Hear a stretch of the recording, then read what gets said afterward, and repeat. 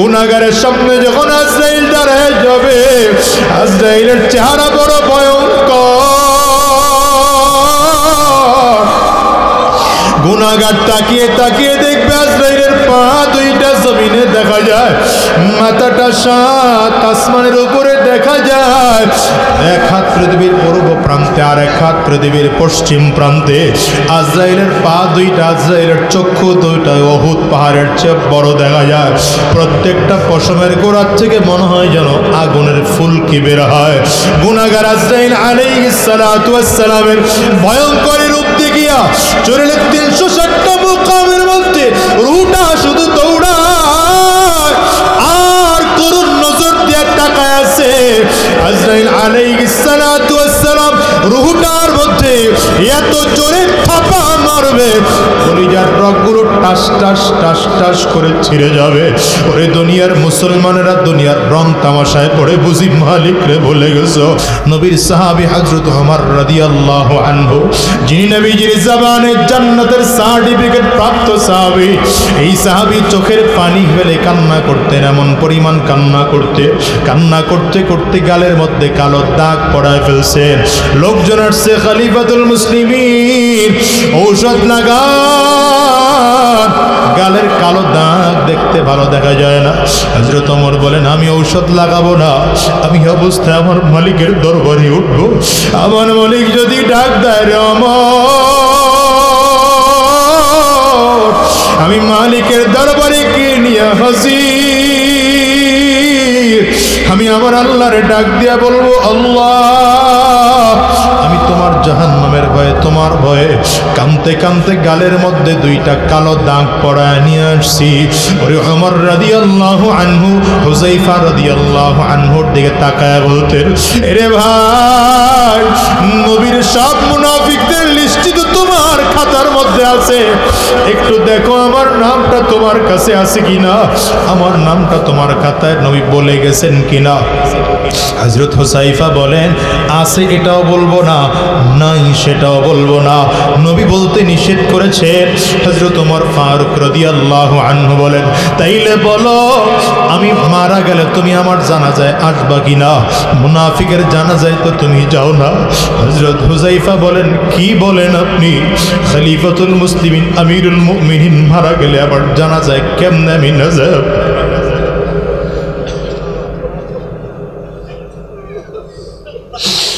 হযরত ওমর কান্না করে আর বলে, বুঝতে পেরেছি,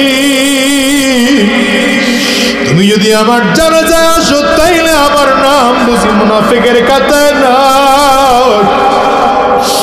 এই ওমর রাদিয়াল্লাহু আনহুকে যখন কাফির মুশরিকরা আঘাত করেছে, এমন ভাবে আঘাত করেছে পেটের খাদ্যথলি কেটে গিয়েছে। ডাক্তাররা বলল, আমিরুল মুমিনিন বেশি দিন বাঁচবেন না, আমি জমিন থেকে আপনি বিদায় হয়ে যাবে, আপনি দুনিয়ায় বাঁচবেন না, জমিন থেকে বিদায় হয়ে যাবেন। আপনি তাড়াতাড়ি করে আপনার পরবর্তী খলিফা কি হবে নির্ধারণ করে। হযরত ওমরকে মসজিদ নববীর বারান্দায় শোয়া দেওয়া হলো। হযরত ওমর রাদিয়াল্লাহু আনহু বারান্দায় শুইয়া আল্লাহু আকবার, আল্লাহর বান্দা এমন জোরে চিল্লায়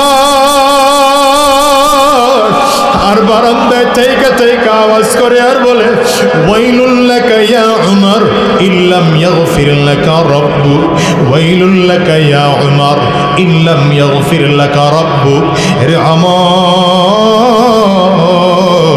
তুই তো ধ্বংস যদি তোর মালিক তোরে মাফ না করে। এরই কলিজার টুকরো যুবক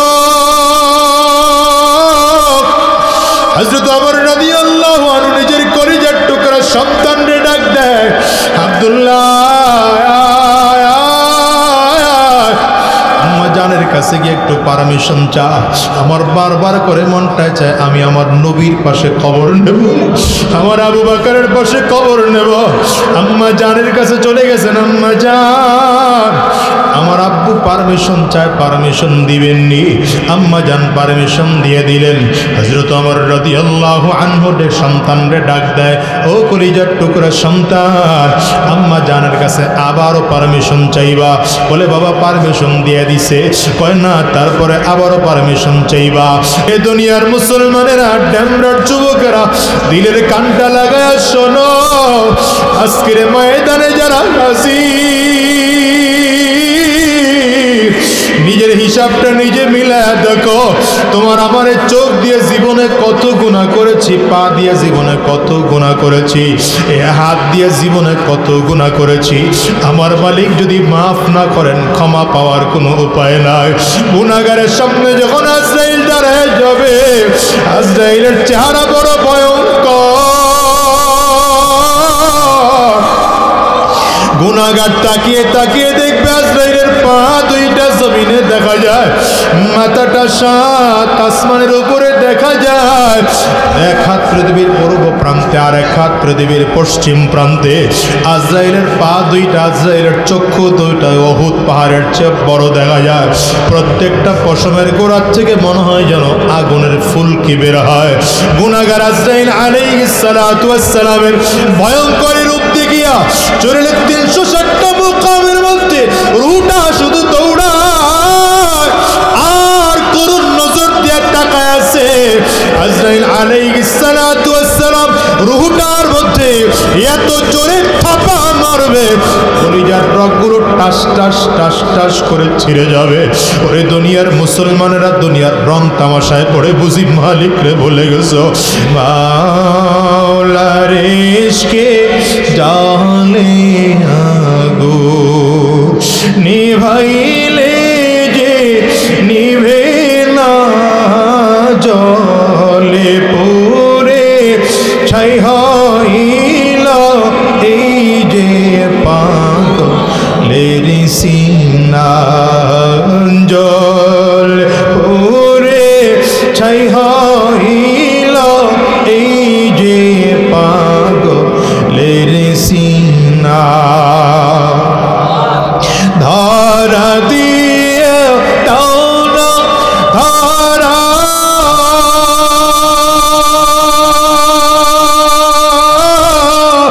কাছে থেকে দাও না সারা, ধরা দিয়ে দাও না ধরা,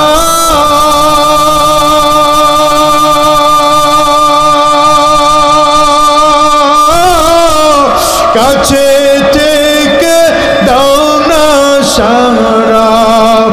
আমার বুকেতে বইছে খরা, এই বুকেতে বইছে খরা, না পাওয়ারি যাত না জল উমরে ছাই হইল এই যে পাগলের সিনা, জল পুরে ছাই হইল এই যে পাগলের সিনা, জল পুরে ছাই হইল এই যে পাগলের সিনা।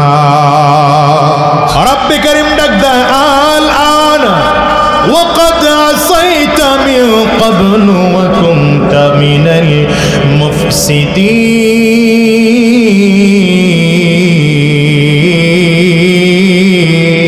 المفسدين।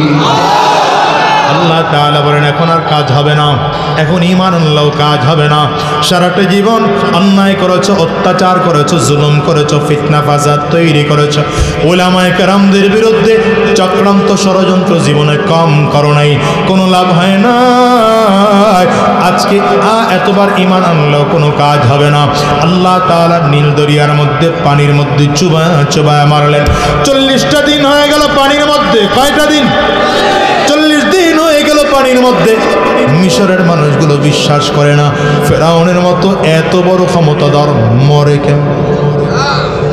বুঝেন নাই? বিশ্বাসই করে না। 40 দিন আমিও তো বিশ্বাস করি না দুপুর 2:30 বাজছে।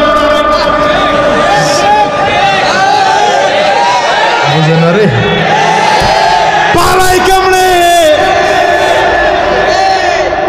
শাহবাগে গিয়া তো শায়েখে চরমনায়ের সাথে তো পল্টনে দাঁড়ায় দাঁড়ায় গেলে মিছিল করে পালাইছে রে, পালাইছে। মনে মনে চিন্তা, পালাই কেমনে? মনে হয় যায় নাই, যদি আবার চট করে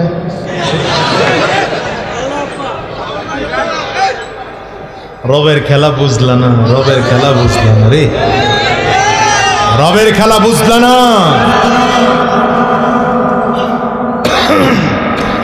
আল্লাহ যখন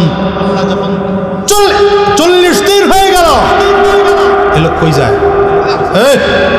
এই যুবক, খারাপ খারাপ আমার লগে কথা কও, আগে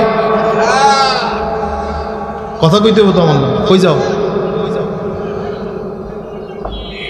কি পায়ের সমস্যা? পায়ের সমস্যা হলে তো গেলে আরো সমস্যা বেশি, বয়ে থাকলে না ভালো হইব। হ্যাঁ সাবধান, এটা ক্লাস চলতেছে, ক্লাস, কথা হয় না। এখান থেকে একজন গেলে আমার কাছ থেকে অনুমতি নিয়ে যাওয়া লাগবে, অনুমতি ছাড়া উঠার পারমিশন নাই। অনুমতি দিলে উঠবেন, নাহলে চুপচাপ বয়ে থাকবেন। এটা ঠিক জোরে করলেন না কেন? আমি উস্তাদ না, এটা ঠিক আছে, উস্তাদ হওয়ার যোগ্য না, চেয়ারটা উস্তাদের চেয়ার। আমার এখানে বসাইছে, চুপচাপ বয়ে থাকতে হবে, কথা শুনতে হবে। এখানে যতক্ষণ বসা ততক্ষণ গুণামুক্ত, ঠিক না কথা? এরপরে যে উঠবে মনে করবেন হ্যাঁ ওই পালান্যার দলের, খালি কিচ্ছু করবেন না, কিও এই দলের নিয়ে এটা করে ডাক দিবেন। কষ্ট হইতেছে? রাগ করতেছে? এইবার মিশরের লোকজন যখন বিশ্বাস করে না যে ফেরাউন পড়তে পারে না, আল্লাহ তাআলা পানিকে বললেন, পানি ভেতর থেকে বের কর লাশটা। পানি ঢেউয়ের মাধ্যমে চরে নিয়ে আসছে, লাশ চরে নিয়ে আসছে। মিশরের মানুষ ফেরাউনের লাশ স্বচক্ষে দেখা এরপরে বিশ্বাস করেছে, না আসলেই এত গোপন বিষয় উঠে যে এটা আবার ভিডিও হইব কেন?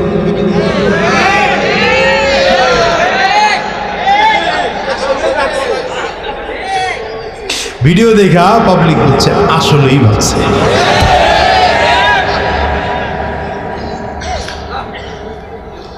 এবার আল্লাহ তাআলা কয়, اليوم ننجيك ببدنك لتكون لمن خلفك آية اليوم ننجيك ببدنك لتكون لمن خلفك آية এই ফেরাউন, আমি আল্লাহ তাআলা তোর লাশটাকে হেফাজত করে রাখলাম, কোনোদিন তোর লাশ মমি করা লাগবে না, মমি ছাড়া তোর লাশটাকে চিরজীবন কোনোদিন পচাবো না। তোর লাশ দুনিয়ার কোনো পানি গ্রহণ করবে না, ঘৃণা করে। মাটি তোর লাশ খাবে না, কারণ মাটি ঘৃণা করে। পোকামাকড় বসবে না, পোকামাকড় ঘৃণা করে। আলো বাতাস তোর কাছে যাবে না, কারণ আলো বাতাস তোরে ঘৃণা করে। তুই মমি হয়ে থাকবি, তোর হাড্ডিগুলোর সাথে চামড়ার গোশতগুলো লেগে যাবে, চামড়ার গোশতের মধ্যে লেগে যাবে। অনেকে হয়তো বলতে পারেন যে হুজুর শুনেছি নবীদের লাশও নাকি পচে না, কিছু কিছু আল্লাহ ওয়ালাদের লাশও নাকি পচে না, তাইলে ফেরাউনের লাশও পচে নেই, পার্থক্য কি? পার্থক্যটা ভালো করে বুঝেন। ওই যে কুড়িগ্রামের ঘুঘু মুন্সির লাশ 30 বছর পরে কবর ফেটে বের হয়েছে, নদী ভাঙ্গনের কারণে বের হয়েছে আল্লাহর বান্দার লাশ। যারা লাশ উত্তোলন করেছে তাদের জবানে শুনে আসছি, তারা বলেন হুজুর কাফনের কাপড় সরিয়ে চেহারার দিকে তাকাইলে মনে হয় ওই গোসল করাইয়া চেহারার মধ্যে যে সুরমা মেখে দেওয়া হয়েছিল সুরমাটুকু পর্যন্ত যায় নাই। কাফনের কাপড় টেনে টেনে দেখেছি, কাফনের কাপড় পর্যন্ত নষ্ট হয় না। আল্লাহ ওয়ালাদের লাশ মাটি খায় না, নবীদের লাশ পচে না, গলে না। কেন? কারণ হলো নবীদের প্রতি ইজ্জত সম্মানের কারণে গলে না। এই জন্য তাদের লাশ যেমন তেমনই থাকে, কিন্তু ফেরাউনের লাশ যেমন তেমন নাই। কারণ হলো ওর লাশের হাড্ডি হাড্ডিগুলোর সাথে চামড়ার গোশতগুলো চিমায় রইছে, চামড়ার গোশতগুলো শুকিয়ে হাড্ডির সাথে লেগে আছে। মিশরে আজও চলে যাও, জাদুঘরে ফেরাউনের লাশ রাখা আছে, সামনে দাঁড়ায়া জনমের মতো করে বকাঝকা করতে থাকো। ফেরাউন একটা জবাব দেওয়ার মতো শক্তি তার নাই, ইচ্ছা মতো লাঠি দিয়া পিটাও, জবাব দেওয়ার ক্ষমতা নাই। জনমের তরে গালিগালাজ করো, ক্ষমতা নাই কথা বলার, বারবার করে উঠাইতে দাঁড় করা, দাঁড়ানোর শক্তি তার নয়। আল্লাহ তাআলা দেখা দিলেন দুনিয়ার সবচেয়ে বড় খোদার দাবি করেছে ফেরাউন, আমি আল্লাহ তাআলা ফেরাউন্নারে এমন চুবান চুবায়া মারলাম, কিয়ামত পর্যন্ত লাশটাকে অটুট রাখলাম। গোটা পৃথিবীর সকল স্বৈরাচারেরা, গোটা পৃথিবীর সকল জালেমরা ফেরাউনকে দেখে শিক্ষা গ্রহণ করবে। যদি তাতেও শিক্ষা গ্রহণ করতে না পারো, বাংলার জমিনে 24শে 5ই আগস্ট তৈরি হবে। এখান থেকে শিক্ষা গ্রহণ করে না, যারা আগামীর দিনে ক্ষমতার মসনদ দখল করবা, ক্ষমতার চেয়ারে বসবা, সাবধান করে বলি আলেমদেরকে মাইনাস করে ক্ষমতায় যাওয়ার স্বপ্ন দেখো না। ইসলাম মাইনাস করে ক্ষমতা চালানোর স্বপ্ন দেখো না। মাদ্রাসা মসজিদের বিরোধিতা করে ক্ষমতা চালানোর স্বপ্ন দেখো না। তোমরাও যদি ইসলামের বিরুদ্ধে চলে যাও, নতুন করে যারা ক্ষমতায় আসবা, তোমরাও যদি স্বৈরাচার হও, আলেমদেরকে বাদ দিয়ে, ইসলাম বাদ দিয়ে যদি ক্ষমতায় আসতে চাও, আমিও বলে দিয়ে গেলাম তোমাদের অবস্থাও 24শে আগস্টের মতোই হবে।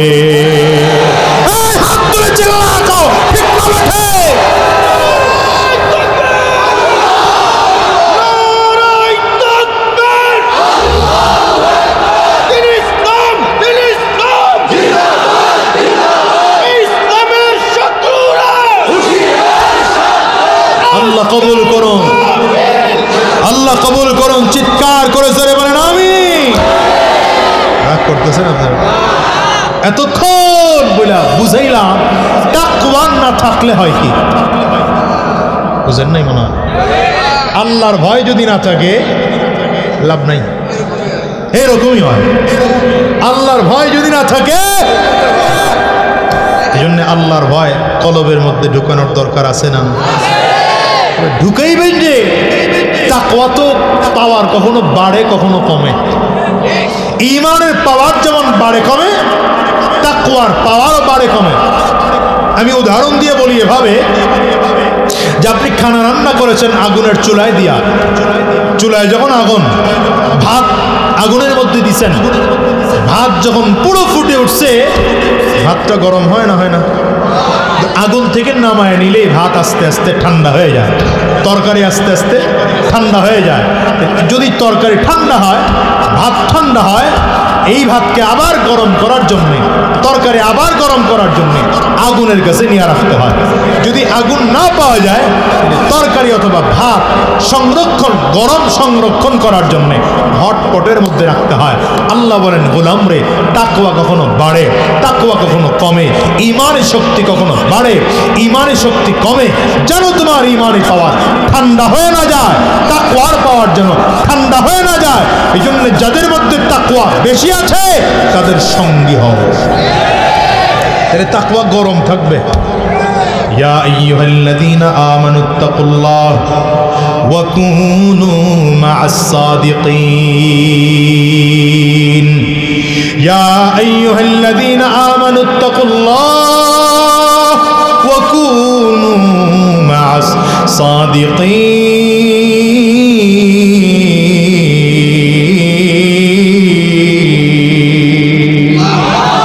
আল্লাহ বলেন সত্যবাদীদের সঙ্গী হও।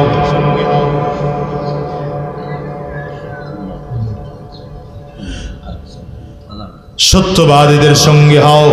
কার সঙ্গে? বলেন বলেন বলেন। সত্যবাদীদের সঙ্গে হও। সত্যবাদী কারা এটা একটু বোঝা দরকার। নবীদের যুগে সব থেকে সত্যবাদী ছিল নবীরা। নবী জমিন থেকে চলে যাওয়ার পরে সব থেকে সত্যবাদী সাহাবায়ে কারাম জমিন থেকে চলে যাওয়ার পরে সব থেকে সত্যবাদী তাবেঈন জমিন থেকে চলে যাওয়ার পরে সব থেকে সত্যবাদী তাবেঈন জমিন থেকে চলে যাওয়ার পরে সব থেকে সত্যবাদী আইম্মা মুজতাহিদিন জমিন থেকে চলে যাওয়ার পরে সব থেকে সত্যবাদী ছিলেন উলামায়ে মুতাকাদ্দিমিন, তারাও জমিন থেকে বিদায় নেওয়ার পরে সব থেকে সত্যবাদী উলামায়ে মুতাআখিরিন, তারাও জমিন থেকে বিদায়। এই যুগের মানুষ যদি সত্যবাদী পাইতে চাও তাহলে উলামায়ে কেরামদের কাছে চলে যাও। এই যুগের সব থেকে সত্যবাদী উলামায়ে কেরাম মিথ্যা কথা বলেন না, মিথ্যা পথে চলেন না, কোরআন ও সুন্নাহ অনুযায়ী জীবন চালান। কথা বলেন, এটাকে বলে সুহবত। এটারে কি কয়? এটার নাম কি? এই সুহবতের বড় দাম। সুহবতের কারণে সাহাবী হয়ে যায়, সুহবতের কারণে সাহাবী হয়ে যায়, সুহবতের কারণে জান্নাতের সার্টিফিকেট দুনিয়ায় জীবিত থাকা অবস্থায় পাওয়া যায়। সুবহানাল্লাহ কইবেন না? এই আমার একটা প্রশ্নের উত্তর দেন তো। কোরআন হাদিস তো সাহাবীরাও যা পড়ছেন তাবেঈরাও তাই পড়ছেন। কথা বলেন না? তাবেঈনরাও একই কোরআন পড়ছেন, আমরাও না কোনো ব্যবধান আছে? কথা বলেন না কেন? কোনো ব্যবধান আছে? কোরআন তারাও যা পড়ছে আমরাও তাই পড়ি নাকি? সাহাবীদের দাম এত কেন? বলেন বলেন বলেন বলেন। কত চমৎকার উত্তর। হ্যাঁ বলেন, এইটাই জানতে চেয়েছিলাম। কারণ কি? নবীদের সোহবত, নবীর সোহবত পাওয়ার কারণে একই কোরআন আমরা পড়েছি, সাহাবীরাও পড়েছে। আমাদের মধ্যে আর সাহাবায়ে কেরামদের মধ্যে আসমান জমিন তফাৎ হয়ে গেছে। এই কথা না? এই যে এখনকার যুগে এসে কেউ কয় কোরআন আছে আর সহিহ হাদিস আছে, আলেম লাগবে না, মাযহাব লাগবে না, মাযহাব মানে শিরিক, পীর মানে শিরিক, হুজুরের কাছে যাওয়া যাবে না। কপাল পোড়া, তোর কাছে পুরো ডিসপেন্সারি আছে, কিন্তু জ্বর হইলে ঔষধ কোনটা, মাথা ব্যথার ঔষধ কোনটা, পেটে ব্যথার ঔষধ কোনটা, এটা তো তোমার জানা নাই। এটা জানতে হইলে এমবিবিএস, এফআরসিএস, স্পেশালিস্ট ডাক্তারের কাছে গিয়া ভিজিট দিয়ে দেখাইয়া প্রেসক্রিপশন অনুযায়ী ঔষধ খাইতে হয়। পুরো কোরআনই তো তোমার কাছে আছে, পুরো হাদিসও তো তোমার কাছে আছে, কোনটা তোমার আমার জন্য উপকারী এটা যাচাই বাছাই করে তোমাকে বলে দেওয়ার দায়িত্ব উলামায়ে কেরামদের। ঠিক সবাই কম নাই, ভেজাল আছে। কাদের কাদের কাদের না এখন নিজে একা একা পণ্ডিতি কইরা বাংলা বাজার গিয়া বাংলা বুখারী শরীফ কিনে আর বাংলা কোরআন শরীফের তরজমা কিনা বাম হাতে লয়ে লয়ে ঘুরে হুজুর মানা যাবে না, মাযহাব মানা শিরিক, পীর মানা শিরিক। আমি কোরআন হাদিস স্টাডি করে, ওই স্টাডি করে না, ওর কপাল উঠতেছে। কি আসতে কোন কেন? জোরে কোন? যদি তাই হতো আল্লাহ শুধু কোরআন পাঠাইতেন, নবী পাঠাইতেন না। আল্লাহ নবীও পাঠাইছেন, কোরআনও পাঠাইছেন। ঠিক না? ঠিক না? দেখেন সাহাবায়ে কেরাম শুধুমাত্র নবীর সুহবতে থাকার কারণে এত দাম বাড়লো কেন? শুধুমাত্র নবীর সুহবত কেন দাম বেড়েছে? শুধু নবীর সুহবত। কেমন দাম? একটা ছোট্ট উদাহরণ দিলে বুঝবেন। আচ্ছা, এখানে 80 বছর 90 বছরের মুরব্বী আছেন, থাকার কথা না মনে হয়? হ্যাঁ, আচ্ছা যদি থাকে, আপনার বয়স কত হবে? না, এত হওয়ার কথা না, এত হওয়ার কথা না। 70-80 বছরের কোনো মুরব্বী যদি থাকে, না এত হবে না, হবে হবে। আচ্ছা আচ্ছা, তাহলে উদাহরণটা বুঝতে সহজ হবে। দেখেন 80 বছরের কোনো মুরব্বী এখানে আছেন, মনে করেন এই মানুষটা বালেগ হওয়ার পর থেকে এক ওয়াক্ত নামাজ কাজা করে নাই, মনে করেন। তাহলে প্রতিদিন যদি 5 ওয়াক্ত নামাজ পড়ে, 80 বছরের বৃদ্ধ বাজান মিনিমাম 65-70 বছর নামাজ পড়ছে। কথা কয় না? আচ্ছা, এবার একটু হিসাব করি। নবীর সাহাবী আবু বকর সিদ্দিক রাদিয়াল্লাহু আনহু কত বছর নামাজ পড়ছেন? ঈমান গ্রহণ করছেন 42 বছরে। কত বছরে? ইন্তেকাল করেছেন কত? 67 বছরের মতো বয়স হবে। অল্প, হ্যাঁ না 63 না, নবীজির চেয়ে 2 বছর বয়স বেশি ছিল আবু বকর সিদ্দিক রাদিয়াল্লাহু আনহু। আবার নবীজির ইন্তেকালেরও 2 বছর 3 মাস পরে গিয়ে ইন্তেকাল করেছে। 67 বছর হবে, ঠিক না? তাহলে নামাজ ফরজ হয়েছে নবুয়তের 8ম বছরে। এখন বলেন আবু বকর সিদ্দিকের নামাজের বয়স কত? 25 বছর ধরলাম, কথা কয় না। 25 থেকে আরো 8 মাইনাস করেন, কত বছর? আহারে হিসাব বুঝেন, 17 বছর। কত বছর? আবু বকর সিদ্দিক রাদিয়াল্লাহু আনহু নামাজ পড়ার বয়স যদি হিসাব করি তাহলে 16-17 বছর। যেই মুরব্বি 80 বছর বয়স, তার নামাজের তো আবু বকর সিদ্দিক রাদিয়াল্লাহু আনহুর তুলনায় 2 গুণ 3 গুণ বেশি কোয়ান্টিটি হিসাব করলে। যদি রোজা হিসাব করি ওরকম অনেক বেশি। শুধু বলেন তো, ওই মুরব্বির মতো 50 লক্ষ মুরব্বির সমস্ত জীবনের ইবাদত এক পাল্লায় রাখেন, আর আবু বকর সিদ্দিক রাদিয়াল্লাহু আনহু জীবনের এক দিনের 5 ওয়াক্তের এক ওয়াক্তের এক রাকাতের একটা সাজদাকে আরেক পাল্লায় রাখেন।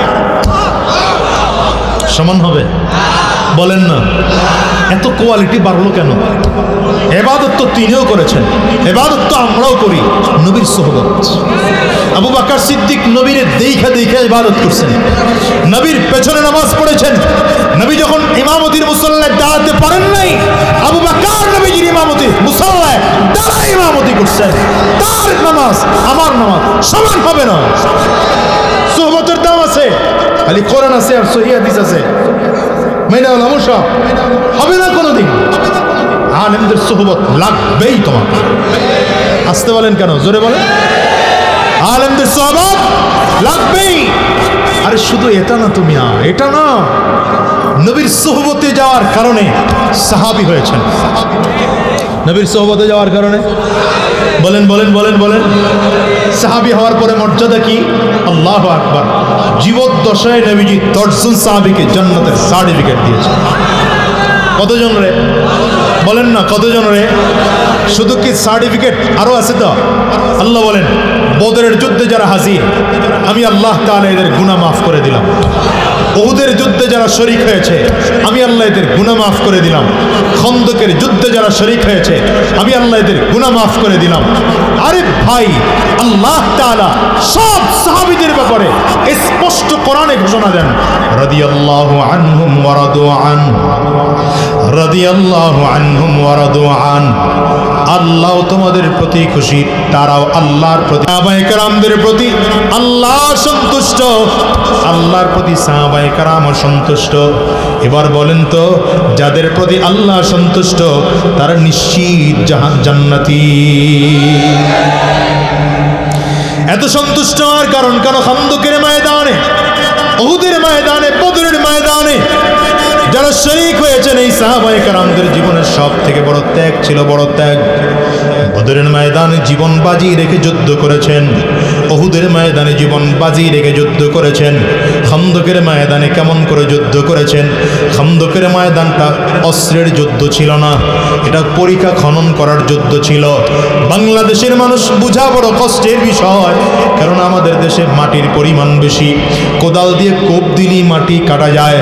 কিন্তু আরব দেশের জমিন, অধিকাংশ জমিনে পাথরের জমিন। খন্দকের ময়দান যারা গিয়েছেন দেখবেন, রহমাতুল্লিল আলামিন 10 হাত করে করে 10 জন সাহাবীকে ভাগ করে দিলেন, তোমরা 10 জন এই 10 হাত পরিখা খনন করবে, আরো 10 জন আগামী 10 হাত খনন করবে। এমন করে করে আমার নবী ভাগ করে দিয়ে দিলেন। আরব দেশের প্রচন্ড পাথরিয়া জমিন, জমিনের মধ্যে কোপ দেওয়া যায় না, কোদাল নিচের দিকে ডাবে না। সাহাবায়ে কেরাম পাথরগুলো ভেঙে ভেঙে ভেঙে পরিখা খনন করতেছেন। ওদিকে প্রচন্ড রোদের তাপ, রোদের তাপের কারণে মনে হয় যেন মাথার চুল ফেটে যাবে, মাথার তালু ফেটে যাবে। সাহাবায়ে কেরাম তারপরে ক্ষুধার যন্ত্রণা সহ্য করে করে সেখানেই পরিখা খনন করতে আরম্ভ করেছেন। সাহাবায়ে কেরামদের অবস্থা তো করুণ, পেটের মধ্যে খানা নাই, ক্ষুধা নিয়ে পরিখা খনন করতেছেন। ক্ষুধা যন্ত্রণার থেকে বাঁচার জন্য পেটের মধ্যে পাথর বেঁধেছেন।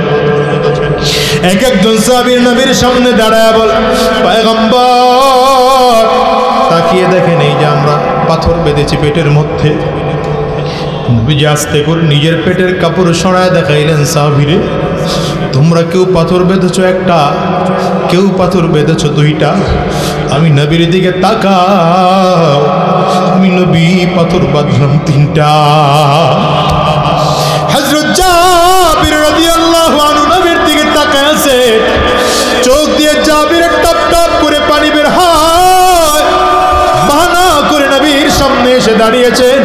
পয়গম্বর যদি আপনি আমাকে একটু অনুমতি দেন, একটু ছুটি লাগবে আমার। নবী বলেন কই যাইবা? বলে হুজুর একটু বাড়িতে যাব। নবীর কাছ থেকে ছুটি নিয়ে বাসায় গিয়ে স্ত্রীর কাছে চলে গেলেন। স্ত্রীর হাতটা বুকের সাথে টান দিয়ে লাগায় বলে, প্রাণের স্ত্রী আমার, নবীর চেহারার দিকে তাকানো যায় না রে, আমার নবীর চেহারা শুকিয়ে গিয়েছে, রোদের তাপের কারণে আমার নবীর চেহারা শুকিয়ে গিয়েছে, রহমাতুল লিল আলামিনের পেটের ক্ষুধার কারণে পাথর বেঁধেছে আমার নবী। ও স্ত্রী, ঘরের মধ্যে কি আছে বলো, আমার নবী কলিজার টুকরার নবীকে মেহমানদারি করাবো। স্ত্রী ডেকে বলে, স্বামী আমার, ঘরে বড় অভাব, অল্প একটু আটা আছে, এই আটা দিয়ে কয়েকটা রুটি বানানো যাবে। হযরত জাবির রাদিয়াল্লাহু আনহু বলেন, তাইলে আমার ঘরে তো একটা ছোট্ট বকরির বাচ্চা আছে, এই ছোট্ট বকরির বাচ্চাটা আমি জবাই করে ফেলি, তাড়াতাড়ি করে গোশতটা পাকায় এনে দেই, তুমি গোশতটা পাকাও। চমৎকার করে গোশতটা বকরি জবাই করে গোশত রেডি করে এনে দিল। স্ত্রী সুন্দর করে গোশত পাকাইতে আরম্ভ করেছে। হযরত জাবির রাদিয়াল্লাহু আনহু রাহমাতুল লিল আলামিনের কানের কাছে গিয়া বলেন, ওগো পয়গম্বর, যদি আপনার কাছে এই সুন্দর পরিবেশটা ছেড়ে যেতে ভালো লাগবে না, কিন্তু অল্প সময়ের জন্য 2-3 জন সাহাবীকে নিয়ে আপনি আমার বাড়িতে রওনা করেন। নবী বলেন, কেন? জাবির রাদিয়াল্লাহু আনহু বলেন, পয়গম্বর, আপনার ক্ষুধা সহ্য করতে না পেরে বাসায় গিয়ে স্ত্রীকে বলেছি, আপনাদের জন্য আমার স্ত্রী চমৎকার করে রুটির ব্যবস্থা করেছে, অল্প একটু রুটি জাবির তোমাদের জন্য খানা রেডি করেছে, চলো জাবিরের বাড়ি গিয়ে খানা খাবো। হযরত জাবির রাদিয়াল্লাহু আনহুর চেহারা পেরেশানি, চেহারা লাল, লজ্জায় পড়ে গেলেন। নবীকে আমাকে লজ্জা দিবেন নাকি? নবী বললেন, যাও বাসায় গিয়া খানা রেডি করো। স্ত্রীকে গিয়া বলে, স্ত্রী আমার, সর্বনাশ করে ফেলাইছি, নবীকে বলেছিলাম 2-3 জন 4-5 জন নিয়ে আসতে, আমার নবী পুরো খন্দকের 1000 সাহাবায়ে কেরামদেরকে নিয়ে আসতেছে। স্ত্রী ধমক দেয়, কি করেছ তুমি? নবীরে বলো নাই যে অল্প গোশত আছে, অল্প কয়েকটা রুটি আছে? জাবির রাদিয়াল্লাহু আনহু বলেন, নবীকে বলছিলাম, তারপরও দাওয়াত দিয়েছে। স্ত্রী ডেকে বলে, শোনো, নবীর যেহেতু বলছো, তারপরও নবী আসতেছে, তাইলে মনে হয় আজকে রব্বে কারীমের নবীর মুআজিজা দেখা যাবে। 1000 সাহাবী নিয়ে হাজির হয়ে গেলেন। কতজন? 1000 সাহাবী নিয়ে হাজির হয়ে গেলেন। দুনিয়ার যুবক, কেমনে বরকত খুঁজো, কেমনে বরকত খুঁজো মিয়া? নবীর কথায় বরকত আছে, নবীর চলায় বরকত আছে, নবীর তরিকায় বরকত আছে। কথা বল না কেন? ঢাকায় দেখো না, 50,000, 1 লক্ষ টাকা, 2 লক্ষ টাকা ইনকাম করো, তার কাছ থেকে অভাব যায় না। মসজিদের একজন ইমাম 5,000, 10,000 টাকা ওয়াজিফা পায়, এরপরে এরা কত আরামে চলে, কত স্বাচ্ছন্দ্যে চলে। বোঝা যায় হালালে বরকত আছে, হারামে বরকত না। কতক্ষণ ঠিক কিনা? এই জন্য পথ ধরো তো, নবীর পথ ধরো, শয়তানের পথ ছেড়ে দাও, হারাম রাস্তা ছেড়ে দাও, গুনাহের রাস্তা ছেড়ে দাও। নেতা মানবা তো সুদখোর আর ঘুষখোর, মদখোর, জুয়াখোর গুলোরে নয়। লক্ষ কোটি টাকা ইনকাম করেও ঠিক থাকতে পারবা না, নেতা মানবা তো নবীরে মানো। নেতাকে কয় না, সবাই কয় না নেতাকে। জোরে বলেন, নেতাকে? তোমার নেতা, আমার নেতা, সবাই কয় না তোরে, তোমার নেতা, আমার নেতা, আমরা সবাই রাসূল সেনা। কষ্ট হয় বুঝি আপনার? অসুবিধা হইতেছে? আর 10-12 মিনিট আছেন তো ইনশাআল্লাহ। হ্যাঁ, দুনিয়ার এই সুদখোর, ঘুষখোর, মদখোর, জুয়াখোর, চোর, বাটপার গুলোকে নেতা না বানায়, নেতা বানাও তো নবীকে বানাও। স্লোগান হবে নবীর জন্য, হবে? আওয়াজ ভালো পাই না, হবে? তোমার নেতা আমার নেতা, পারবেন নি স্লোগানটা দিতে? কাশি দেন, গলা ক্লিয়ার করেন, ভালো করে ক্লিয়ার করেন। মাইকলা ভাই আপনিও সাউন্ড বাড়ায় রেখেন, কমায়েন না কিন্তু, সাবধান। পারবেন? হাত দুইটা উঁচা করেন, টান টান করে হাত উঁচা করেন, ডানে আর বামে তাকিয়ে দেখেন, হাতকে তুলে নেই। মনে করবেন জাতীয় অলস, কথা বল না কেন? হাত দুটো উঁচা করছেন, মুট করেন, হাতগুলো মুট করেন, ঝাঁকি দেন, জোরে সোরে একটা ঝাঁকি দেন। এবার কণ্ঠের যতটুকু আওয়াজ আছে পুরোটা আওয়াজ ছেড়ে দিয়ে একটা তাকবীর হবে। রেডি? জোরে বলেন না তো, রেডি? আরো জোরে, রেডি? নারে তাকবীর। আর ভিতরে কুফর ঢুকছে, শিরিক ঢুকছে, বিদআত ঢুকছে, ইমানের প্রেসার দিয়ে বের করতে হবে। দুই হাত উঁচা করে নারে তাকবীর,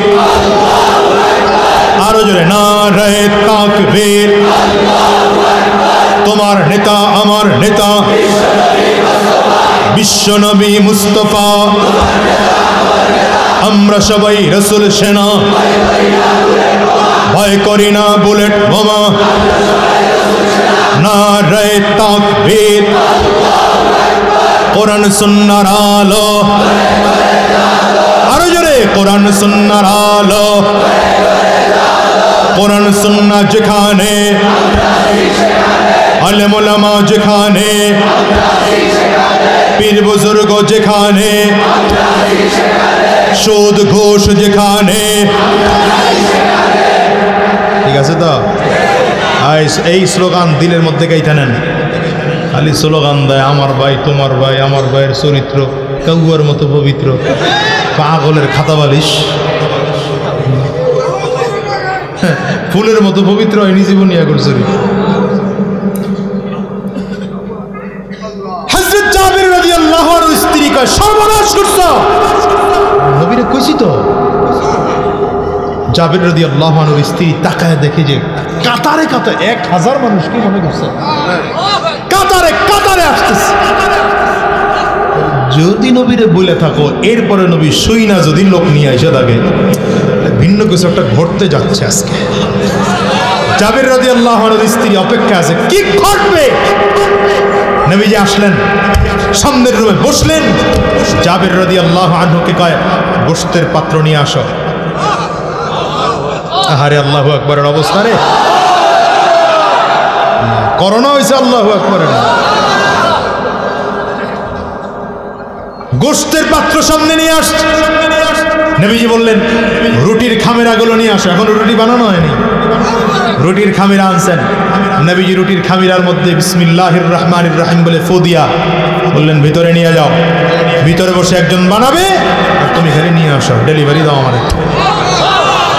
জাবির রাদিয়াল্লাহু আনহু বলেন আমার নবীর হাতে একটা একটা করে রুটি দিলাম, আর নবীজি রুটির মধ্যে নিজের হাতে পাত্র থেকে গোশত উঠায়া রুটির মধ্যে দিয়া পেঁচায় পেঁচায় রোল বানায়া এক একজন সাহাবীর হাতে দেয়। 10 জন বিদায়, 20 জন বিদায়, 30 জন খেয়ে বিদায়, 50 জন বিদায়, 100 সাহাবীর খাওয়া শেষ, 200 শেষ, 300, 400, 500, 1000 সাহাবী ওই খানা দিয়ে খানা খেয়ে। নবী এবার ডাক দিয়েছেন, যাবে আসো এবার তুমি আর আমি খাবো। নবীও খাইলেন। জাবির রাদিয়াল্লাহু আনহু বলেন আমিও খাইলাম। খেয়ে নবীজি ডেকসিটা আমার হাতে দিয়ে বললেন এবার ঘরের ওয়ালাদেরকে খাইতে বলো। জাবির রাদিয়াল্লাহু আনহু বলেন ডেকসি নিয়ে ঘরে গেলাম, ঘরে গিয়ে ডেকসি তুললাম, পাত্রের মুখ উঠাইলাম। ঘটনা কি দেখি তো, পাত্রের মুখ উঠিয়ে দেখেন জাবির রাদিয়াল্লাহু আনহু বলেন যেমন খানা পাকিয়ে নবীর কাছে নিয়েছিলাম তেমনই এখনো আছে, একটা টুকরা গোশত ভেতর থেকে কম না। বরকত চাও মিয়া, নবীর আদর্শ গ্রহণ করো।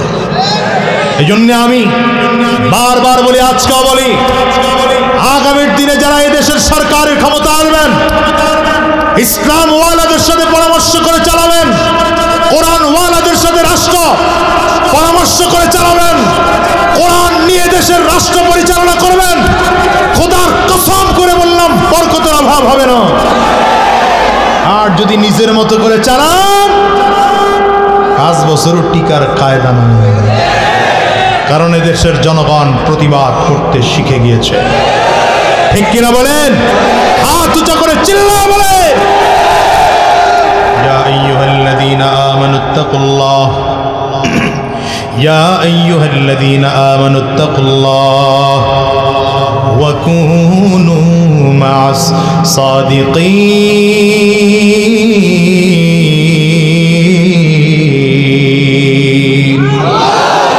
রব্বি কারীম বলেন, দুনিয়ার মানুষেরা, ইমানদারেরা, তাকওয়া গ্রহণ করো, তাকওয়া গ্রহণ করো, তাকওয়া গ্রহণ করো, কলিজার মধ্যে আল্লাহ পাকের ভয় ঢোকাও। দ্বিতীয় নম্বর, সত্যবাদীদের সঙ্গে হও। আরে সত্যবাদী ছিলেন সাহাবায়ে কেরাম, সাহাবায়ে কেরাম জমিন থেকে বিদায় হয়ে গিয়েছেন। সত্যবাদী ছিলেন আমার নবী রাহমাতুল লিল আলামিন, জমিন থেকে বিদায় হয়েছেন। নবীর ইন্তেকালের পরে সাহাবায়ে কেরাম ছিলেন, সাহাবায়ে কেরাম জমিন থেকে বিদায়। সত্যবাদী ছিলেন তাবিঈন, তাবিঈন জমিন থেকে বিদায়। সত্যবাদী ছিলেন তাবিঈন, তারাও জমিন থেকে বিদায়। এরপরে সত্যবাদী ছিলেন আইম্মায়ে মুজতাহিদিন, তারাও জমিন থেকে বিদায়। সত্যবাদী ছিলেন উলামায়ে মুতাকাদ্দিমিন, তারাও জমিন থেকে বিদায়।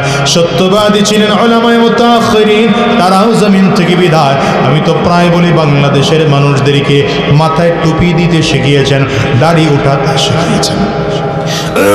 হাফিজ হুজুর রাহমাতুল্লাহি আলাইহি এদেশের মানুষদেরকে দ্বীনের দাওয়াতের কাজে লাগিয়েছেন। কথা কম না কেন? হাফিজ হুজুর রাহমাতুল্লাহি আলাইহি এদেশের মানুষের মাথায় টুপি দিতে শিখিয়েছেন। দুনিয়ার মুসলমানেরা, সদস্য হুজুর রাহমাতুল্লাহি আলাইহি দেশের মানুষকে দ্বীনের রাস্তায় ডাকতেন। তারা কত সত্যবাদী ছিলেন, কত বড় দ্বীনের বান্দা ছিলেন। আজকে তারা জমিনের মধ্যে নাই। হাফিজ হুজুর রাহমাতুল্লাহি আলাইহি ছিলেন, তারাও জমিন থেকে বিদায়। মুফতি আমিনী রাহমাতুল্লাহি আলাইহি ছিলেন, তারাও জমিন থেকে বিদায়।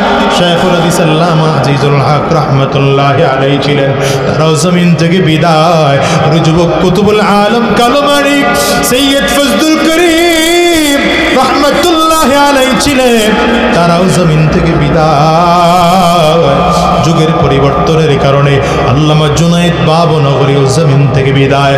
আল্লামা শাহ আহমদ শফিও জমিন থেকে বিদায়। ওলামায়ে কেরাম সব একজন একজন করে বিদায় হয়ে গিয়েছেন। হিসাব করে মিলিয়ে দেখো, এখন বর্তমান যুগে যারা আছেন ওলামায়ে কেরাম, এদের মতে চলো, এদের পথে চলো, কোরআন অনুযায়ী, সুন্নাহ অনুযায়ী নিজের জীবনটাকে সাজাও, আর মালিকের কাছে পাক্কা সচ্চা দিলে তওবা করো। ওগো দয়ার মালিক, আমি ছাড়া বোধহয় দুনিয়ার সব মানুষ ভালো, আমি একা বান্দাই বুঝি তোমার পাপী বান্দা। কেন বলি জানো? দুনিয়ার মুসলমানেরা দেখতে ভালো দেখা যায় না। হযরত ওমর বলেন, আমি ঔষধ লাগাবো না, আমি অবস্থায় আমার মালিকের দরবারে উঠবো। আমার মালিক যদি ডাক দেয়, রে ওমর, আমি মালিকের দরবারে কে নিয়ে হাজির। আমি আমার আল্লাহর ডাক দিয়া বলবো, আল্লাহ, আমি তোমার জাহান্নামের ভয়ে, তোমার ভয়ে কাঁদতে কাঁদতে গালের মধ্যে 2টা কালো দাগ পড়ায় নিয়ে আসছি। ওরে ওমর রাদিয়াল্লাহু আনহু হুযায়ফা রাদিয়াল্লাহু আনহুর দিকে তাকায় বলতেন, এরে ভাই, নবীর সব মুনাফিকদের লিস্ট তো তোমার খাতার মধ্যে আছে, একটু দেখো আমার নামটা তোমার কাছে আছে কিনা, আমার নামটা তোমার খাতায় নবী বলে গেছেন কিনা। হযরত হুযায়ফা বলেন, আছে এটাও বলবো না, নাই সেটাও বলবো না, নবী বলতে নিষেধ করেছেন। হযরত ওমর ফারুক রাদিয়াল্লাহু আনহু বলেন, তাইলে বলো, আমি মারা গেলে তুমি আমার জানাজায় আসবা কিনা? মুনাফিকের জানাজায় তো তুমি যাও না। হযরত হুযায়ফা বলেন, কি বলেন আপনি? খলিফাতুল মুসলিমিন আমিরুল মুমিনিন মারা গেলে আবার জানাজায় কেমনে আমি না যাব?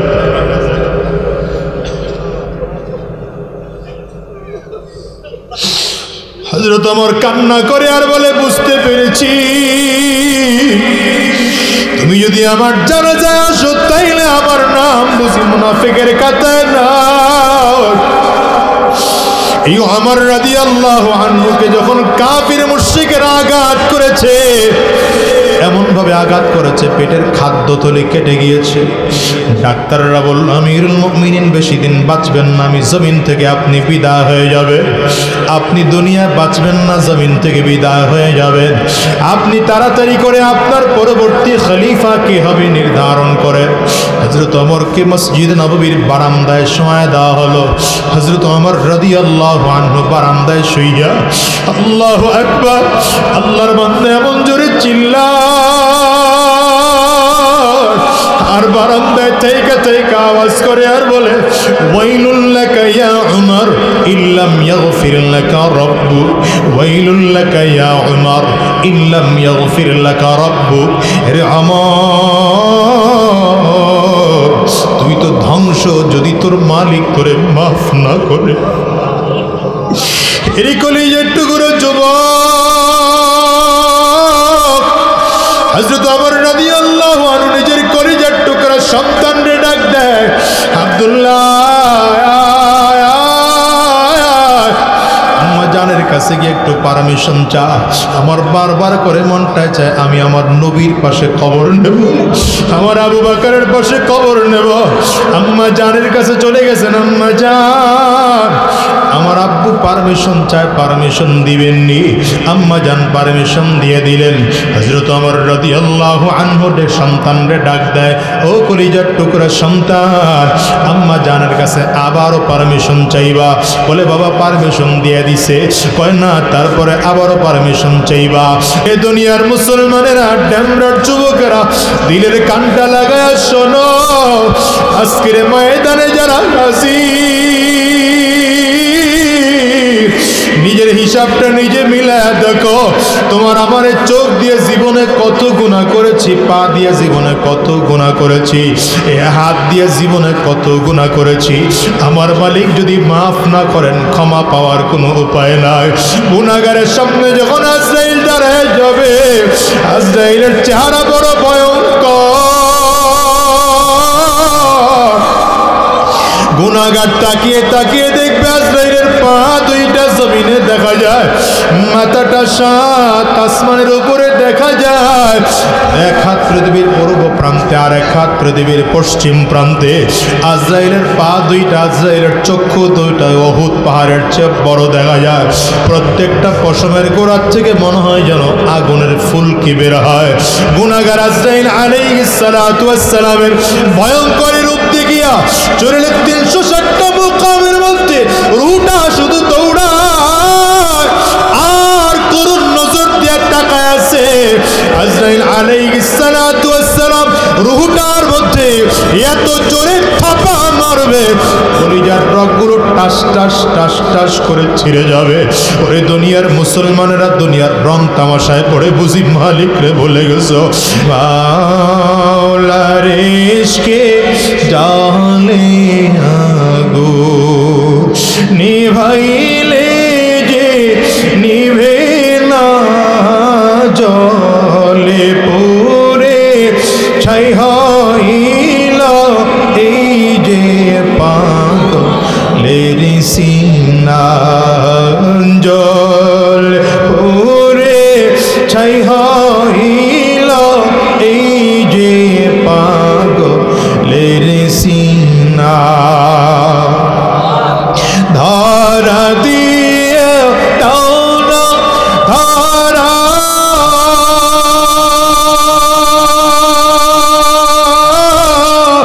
কাছে থেকেও দাও না সারা,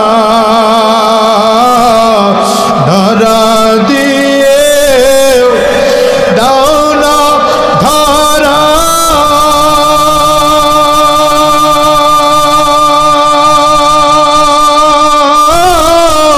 কাছে